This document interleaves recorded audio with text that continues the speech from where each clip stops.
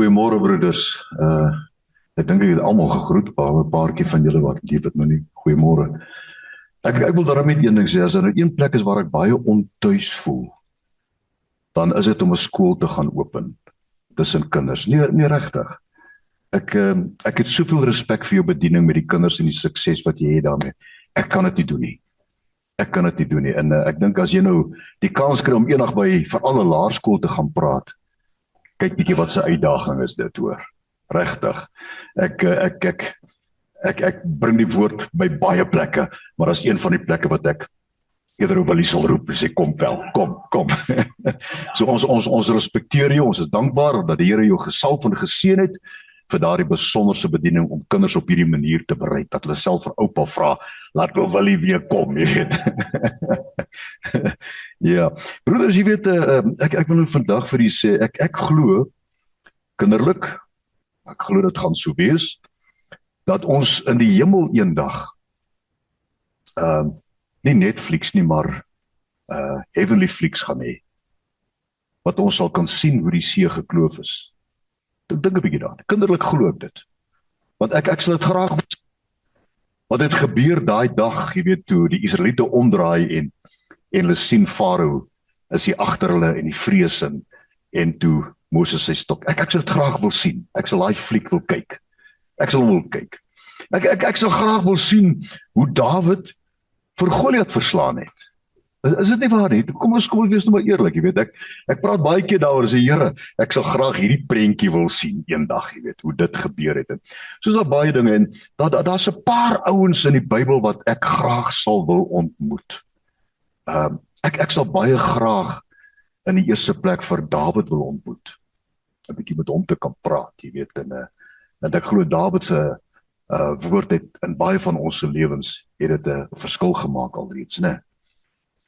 Ek sal graag vir Gideon wil ontmoet, met hom te praat, jy weet, wat hy ervaar het toe hy daai in die parskyp was en die Here moet hom, nie toe hy op die berg gestaan het in Ramshoorn, maar toe hy daar in die parskyp was, toe die Here met hom praat, wat het hy gevoel, wat het hy ervaar. Ek sal baie graag met Nitsiva, Dawid se ma wil praat. Ek sal graag haar wil ontmoet, jy weet, hoe sy in die nag moet uitgeslyp het uit Bethlehem uit om Dawid daar in die herdersvelde te gaan leer van God. As dit nie vir haar was nie, het ons nooit gelees van Dawid nie. Ek sal baie graag wil praat, of ek sal baie graag vir Hanna wil ontmoet, jy weet, daai groot geweldige bidder in die woord. So, jy weet, ek dink elkeen van ons het iemand wat ons graag sal wil ontmoet. Is dit nie waar nie?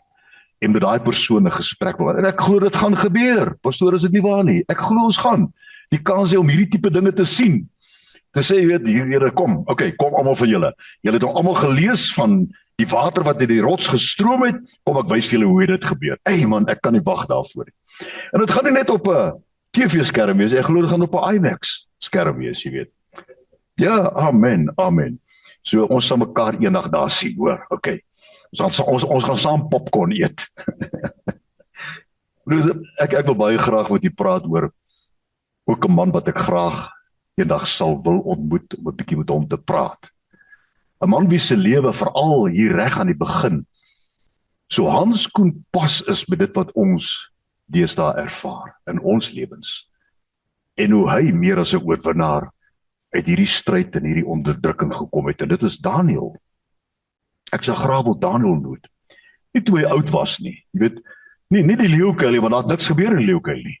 Ek ben Daniël daar gestaan, die leeu het daar gelê, jy weet. Dit weet ons, né? Maar ja, ek maak sommer grapper dat ek sal dit ook dalk graag wil sien, jy weet, maar Daniël toe hy as jong seun weggevoer is. Nou dis ons storie daai.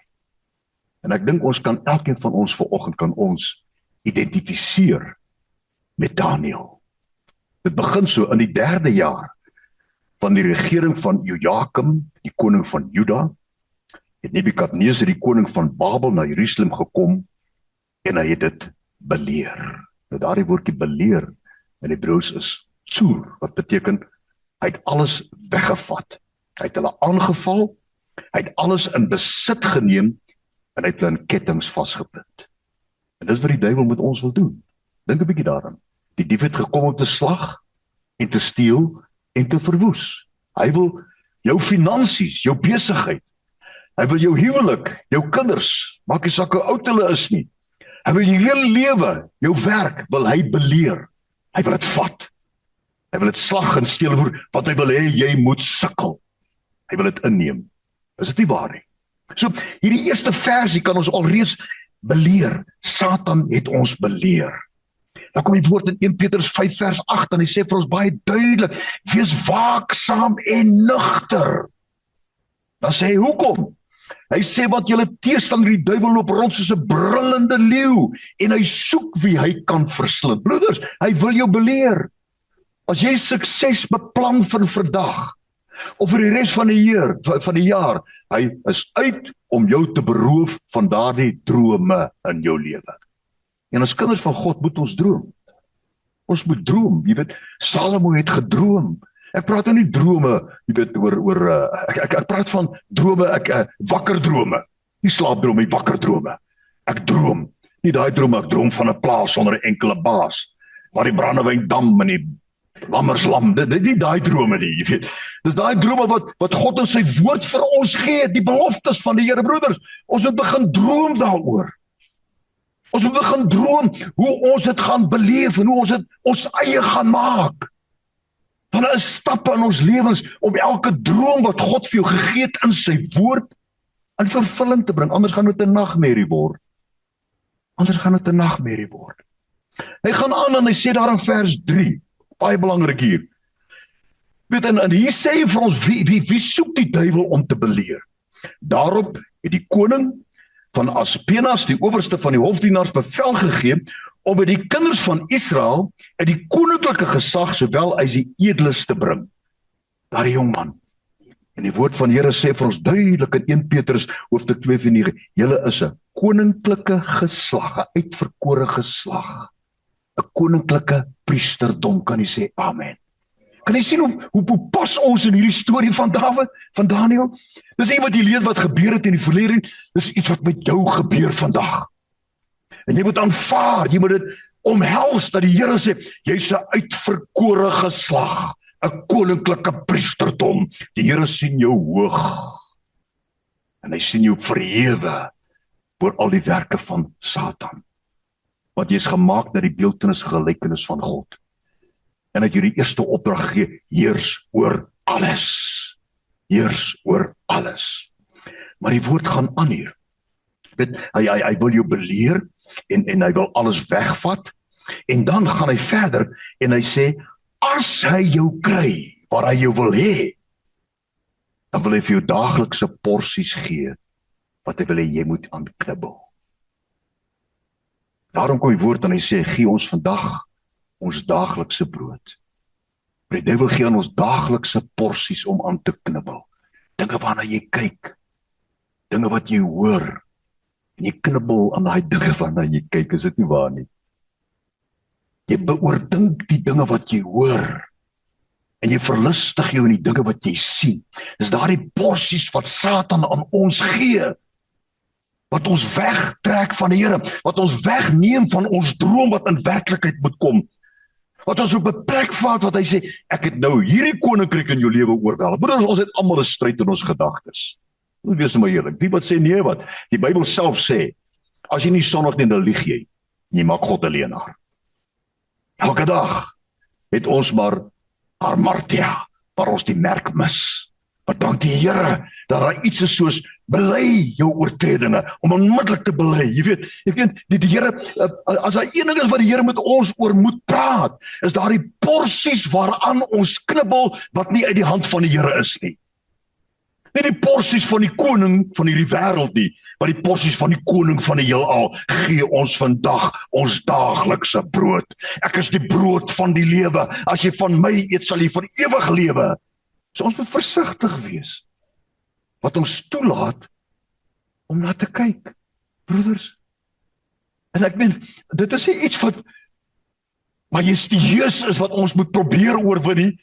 Dis net 'n besluit wat jy moet neem. Ek sal kyk waar die Here wil hê ek moet kyk. Maar die ding is, as jy iets sien, ek het nou hoeveel opmerkings vanoggend hoor van die mooi hemp wat ek het. Jy weet, ek het nie eens gedink hy is mooi toe kom aantrek nie. Ek het net gesoek na 'n skoon hemp, jy weet. Kan jy sê nou sien jy net sê, ja, een broer het my gesê, hoorie, as jy nou klaar is vanoggend, gee net my hemp vir my terug. Verstaan jy, dinge wat jy sien, het onmiddellik 'n gedagte. En as jy daai gedagte begin koester en knibbel, en jy ruik hom, en jy proe hom, en jy bedink hom, en jy oordink hom, dan word dit naderhand 'n persepsie. Dan stimuleer dit jou hele liggaam om op 'n sekere manier op te tree. Broers, kom ons praat met mekaar eerlik. Ek meen ons is manne. As jy nou 'n vrou kyk met mooi bene en mooi boutjies, wat dink jy? Jy dink nie aan jou vrou nie. Verstaan jy wat ek probeer sê? So moenie kyk nie. Moenie kyk nie. Want jy weet daardie kyk is 'n porsie waarna jy knibbel. Is dit nie waar nie? Want jy sien daardie boutjies, of was ek nou alleen hier? Ja, exactly. Maar jy weet, dis dinge wat binne ons beheer is. Want onmiddellik as jy so iets sien, dan het jy 'n klare denkwyse ten opsigte daarvan ontwikkel. Hey, en papa, en dan nou, is jou hele liggaam in aksie. Kan jy sê, ouch broers, wat is die waarheid? Presies wat die duiwel ons gee, lyk so ondergeskik of so onbelangrik, dit lyk so, wat is die regte woord? Jy weet wat ek probeer sê, maar dit is 'n kragtige wapen wat hy gebruik om jou weg te trek van jou verhouding met die Here.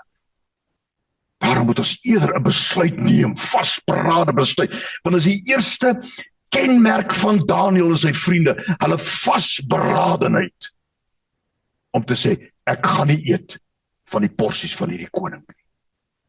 Dis die besluit wat ons moet neem. Ek gaan gym toe, maar ek sal nie kyk, so wat my oor wil hê ek moet kyk, so wat die menswees, hierdie vleeswees in my liggaam, wil hê ek moet kyk nie. Amen. En so kan ons baie dinge noem, broeders. Jy dink dalk nou aan iets wat jy weet, wat 'n denkpatroon in jou ontwikkel, wat verkeerd is. Neem 'n vasberade besluit, wees vasberade soos Daniël, en sê, ek sal nie, en hy was 'n jong man gewees, ek sal nie van hierdie kos eet nie. Weet jy, en as jy daardie besluit neem, dan is God se guns oor jou, want hy het guns by hierdie leerowerste gekry om te eet wat hy wil eet. Amen. En hulle vooruitgang liggaamlik was duidelik sigbaar. Duidelik sigbaar, broeders. So dis die eerste ding wat ons vasberade oor moet wees, is om te eet van die brood van die lewe. Daai daaglikse brood, die Bybel kom daar in Johannes 10, as ek reg is, hy sê, hulle gaan in, hulle gaan uit, en ek gee vir hulle veiding. Dit is hoe daai teks sê, né, Johannes 10. Hy sê, hulle sal ingaan, en hulle sal uitgaan, en hulle sal veiding vind. Kom ons soek daar die veiding in jou besigheid. Kom ons soek daar die brood om regte besluite te neem. Kom ons soek daar die brood om staande te bly. En kom ons lewe vasberade besluit. Ek sal nie. Ek sal nie. Ek gaan nie. Ek gaan nie deel wees van 'n gesprek wat ek weet my in 'n verkeerde rigting gaan plaas nie. Baie keer weet ons of ken ons iemand beter dan ons hom nog nooit ontmoet nie. Op grond van wat ons hoor van daai persoon. Amen. Iemand het jare terug van my gesê, ek was nog nie altyd 'n goeie ou nie. Nie dat ek nou 'n goeie ou is nie, maar anyway, vra my vrou, dalk sal sy meer sê. Ons het almal 'n verlede, broeders. Dan een uit my sê, hey, ek ken jou. Ek weet alles van jou. Ek sê vir hom, jy kan nie alles van my weet nie, want jy het nog nooit oor 'n koppie koffie met my gesit en praat nie. Hy het alles geweet wat mense gesê het. Mense sê, ja, dit is een van die dinge in die kerk wat die mense sê, magtig, dan wil ek sommer vloek. Nee, maar hy het gevloek. Hy het aan die baard gegryp en hulle geslaan. Partykeer voel ek, anyway, om 'n vasberade besluit te neem. Dit was die eerste tekens wat die Here in hierdie man raak gesien het, om hom by Daniël te maak, soos wat hy dood gegaan het. 'n Vasberadenheid, om iets te doen waarvan hy oortuig is, hy moet doen. Nou, dit sluit sy 3 vriende ook in. En dan, volgende ding wat Satan wil doen, as hy jou beleer het, is om jou naam te verander. Hy verander jou naam. Jy is nou 'n oreerder in die oë van mense. Jy is nou 'n egbreker. Jy is nou 'n drankverslaafde. Jy is nou 'n dwelmverslaafde. Jy is nou dit en dat en dat. Hy verander jou naam. Is nie waar nie? Dink bietjie daaraan. Dink bietjie daaraan. En ons kan dit nie toelaat nie, broeders. Ons moet 'n vasberade besluit neem, want hier kom daar, maar die owerste van die hofdienaars het hulle ander name gegee. Nou, daar is 'n hele preek hieroor, wat jy kan praat oor hierdie name, wat hy vir hulle gegee het. 'n Hele boodskap daaroor. Dis nie waaroor ek vandag wil praat nie. Moenie toelaat, dat die lewe waarin jy lewe en hoe jy leef, aan jou 'n naam gee nie. Ek het hier almos so vertel, ek dink 'n vorige keer, ek weet nie hoe hier by 'n ander plek was waar ek gepreek het nie, veral hier in 'n Brits omgewing, is daar baie van Rensburgs. En jy weet, om almal te herken, hulle is nie almal familie nie, om almal te herken, jy weet, het elkeen 'n bynaam gekry. Dis Lang Piet van Rensburg. Almal ken hom, né? Dis Kort Piet, Dik Piet, Lieg Piet, Laventel Piet. Weet, en so daar name aan al hierdie Piete gegee, sodat almal weet, hey man, hoorie, ek het weer vanaf 'n Piet gesien. Wat 'n Piet? Ou Lieg Piet. Weet, so moenie jou lewe leef dat hulle vir jou naam gee. Okay, jy kan nog niks dalk doen aan Dik Piet of Maar Piet of wat ook al Kort Piet nie. Maar aan Dik Piet kan jy nog iets doen. Amen. Ja, maar jy weet, so gee ons lewenswyse en die manier hoe ons reaksie toon en die manier hoe ons optree, kry ons 'n naam by die mense om ons. Nie waar nie? Maar ek kan onthou Laventel Piet, hoe kom het hom Laventel Piet? En net daar, Laventel Piet is omdat hy was altyd vol aftershave, jy weet. En ek meen, jy kan aftershave gebruik, maar nie die hele bottel op jou uitgooi nie. Ja, dan ruik dit nie lekker nie, jy weet. Nou, dis hoekom hy Laventel Piet genoem was. Maar daar's 'n ander ou, die ander naam van die Piet, ek sal nou miskien op hom kom. Hy het Skewerok Piet. Skewerok Piet. Ja, nee, want as jy met 'n rok dra nie. As hy 'n vrou uitvat, kom die vrou met 'n skewe rok terug. Dit is die storie van daai Piet. Met broeders, kom ons leef ons lewe, dat die mense nie waag om aan jou 'n naam te gee nie. Amen. Behalwe 'n man van God, 'n gesalfde van die Here. Laat ons eerder daai naam 'n kenmerkend in ons lewens hê. Alright, goed, want die duiwel gee vir jou name. Reg, kom ons gaan aan daar. Hoe laat is dit? Ek het nog so rukkie, né? Weet ja, jy weet, om vasberaad te wees, is die eerste kenmerk wat die Here raak sien in 'n man en 'n vrou. Om 'n vasberade besluit te neem. Ek sal nie. Dawid het 'n paar sulke besluite geneem. Hy sê iewers in die Bybel, ek dink tot daar, hy sê, Here, ek het besluit, ek sal hierdie sonde nie weer doen nie. Ek het besluit. Jy moet 'n besluit neem, broeders. Moenie sê, Here, help my hier uit nie. Nee, jy moet 'n besluit neem. Jy moet 'n besluit neem. Reg. En dan daar in hoofstuk 6, dink ek, as ek gou so intoe kan blaai. Die tweede kenmerk waarna die Here kyk, is ons betroubaarheid. Kan die Here jou vertrou? Weet, dis maklik vir ons om te sê, ek glo in God en ek vertrou hom. Ek vertrou hom, hy gaan my help in hierdie dag. Om my besigheid te bedryf, hy gaan my help om veilig by die bestemming te kom. Ek vertrou die Here. As ek ry die oggende daar by my huis, dan weet ek is nou onder die naam Jahwe Nissi, die vlag van wapper oor my, die beskermende hand van die Here. Want ek ry by 3 swart woonbuurte by waar die huise reg op die pad is. Gevaarlike pad, broeders. Maar ek is hier. Hoekom? Want ek vertrou die Here. Ek vertrou die Here. En weet jy, dit het 3 keer gebeur, voordat ek van daar af gery het, na Morletta toe, 2 keer, wat hulle my met 'n klip gegooi het, die ander keer wat hulle spike oor die pad gooi, hier op die Kreeusdorp uit. Dan dink ek, Here, maar wat nou? Ek het daai oggend die verklaar, Jahwe Nissi sal oor my wapper tot ek by my bestemming kom nie. Moenie die geesteswêreld minag nie, broeders. Moenie die geesteswêreld minag nie. al hoe jy en ek te staan kan kom en oorwinning kan seëvier oor Satan is in die geesteswêreld, want die vlees gaan hom nie oorwin nie. Daarom sê die woord, die wapens van jou stryd is nie vleeslik, maar kragtig deur God om vestings neer te werp. As ek daar in harties ry vroeg in die oggende, soos vanoggend weer, dan bid ek, Here, beskerm my tot by CLC Church, dat ek veilig daar aankom.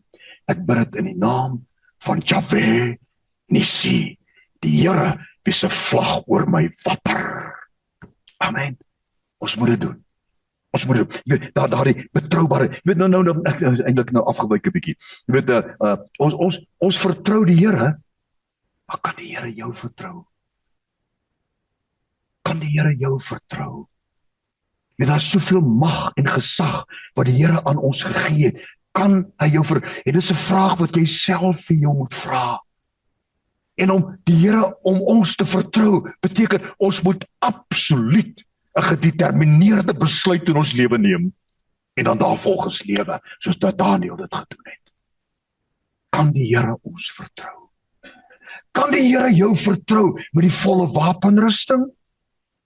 Kan die Here jou vertrou met die swaard van die woord?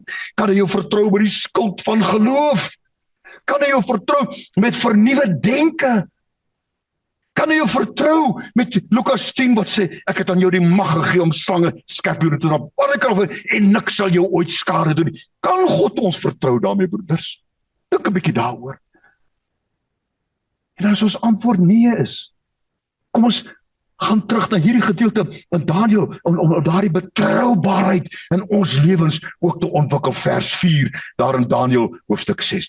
Toe het hierdie Daniël bo die ministers van die landvoogde uitgemind, Here, my gebed is, mag hierdie manne wat hier sit, hulle wat luister en kyk na hierdie oordenking, lag U hulle uit, laat mind van hierdie dag wat voor lê. Dis my gebed vir die broeders. Hy gaan, omdat 'n voortreffelike gees, Hatier Ruach. Hatier beteken betroubaar, getrou. Dit beteken nie nalatig nie. Moenie ek praat nie van nalatig in jou eie lewe nie.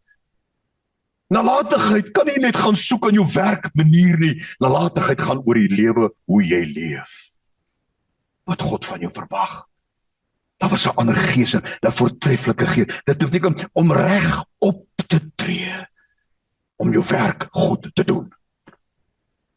Kort en kragtig. Dis wat hierdie voortreffelike gees, Hatier Ruach, wat ek wil uitspreek oor die vandag, want ons het daardie betroubaarheid, ons het nodig dat God ons moet vertrou vandag, moenie worry oor môre en oormôre nie, maar vandag, al gaan jy golf speel vandag, mag God jou vertrou om die beste golf in jou lewe te speel vandag, en nie te vloek as die bal daarna toe gaan. Jy weet die bal het en nie eens oor en hoekom vloek jy hom? Nee, ek sê nie julle twee doen dit nie, hoor, of doen julle dit? Nou, as ek ouch.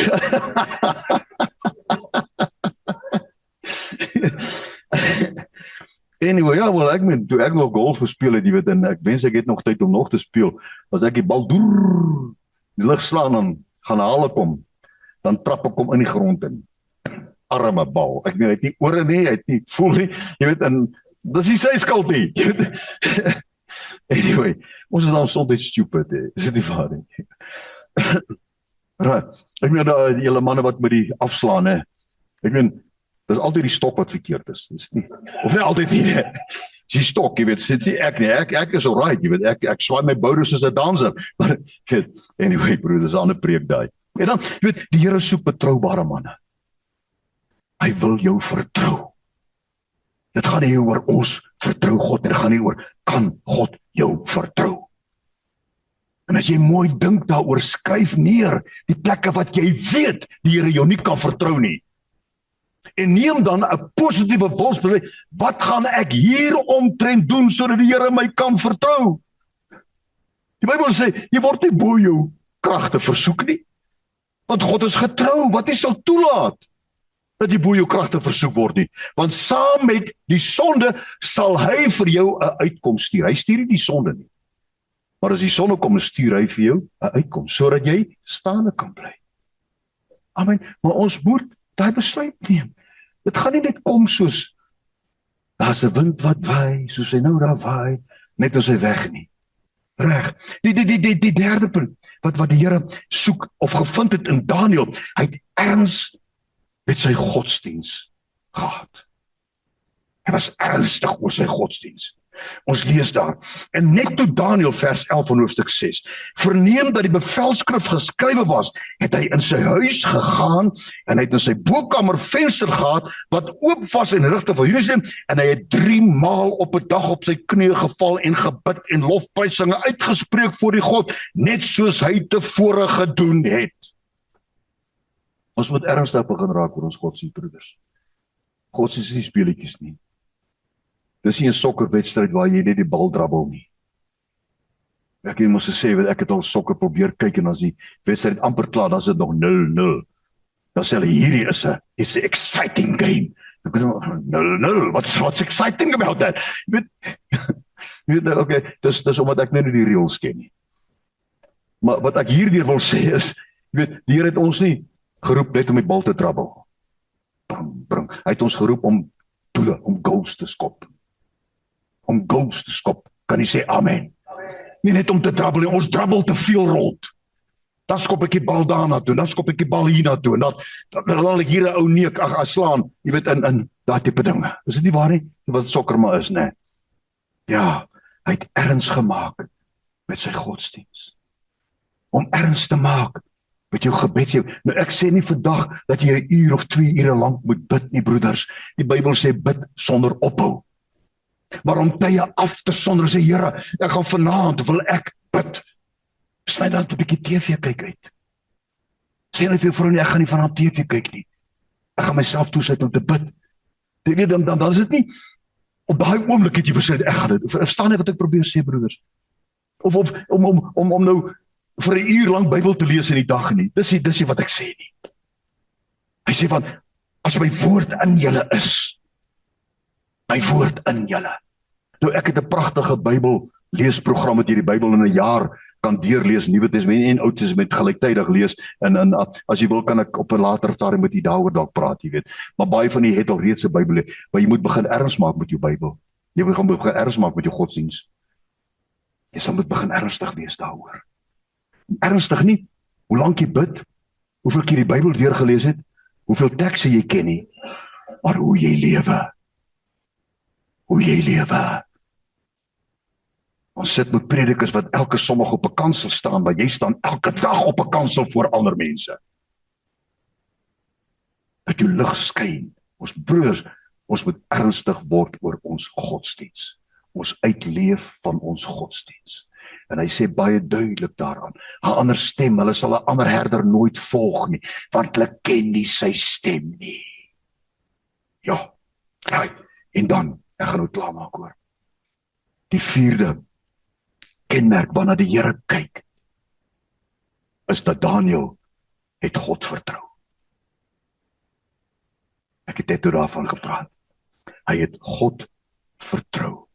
Vers 24. Toe het die koning baie bly geword en bevel gegee om Daniël uit die kuil op te trek. En soos Daniël dan uit die kuil opgetrek, sonder dat daar 'n letsel aan hom gevind is, omdat hy op sy God vertrou het. Kan jy sien, ons is eintlik vandag almal Daniëls, broeders. Jou lewe, jou besigheid, jou werk, jou kinders se opvoeding, waar hulle ook al is, jou finansies is dalk beleer, ek weet nie. Maar daar's 'n God vir wie niks onmoontlik is nie. Noem jouself vandag Daniël. En jy hoef nie ver te gaan soek nie. Lees net die eerste hoofstuk in hoofstuk 6, wat ek vir u aangebied het. Ek wil vandag Daniël wees in alles wat ek doen. Is dit jou besluit ook, broeders?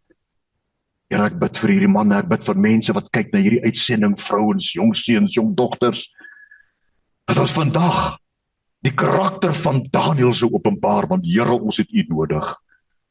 Ons het u nodig, Here, wanneer ons vandag in 'n leeukuil gegooi word.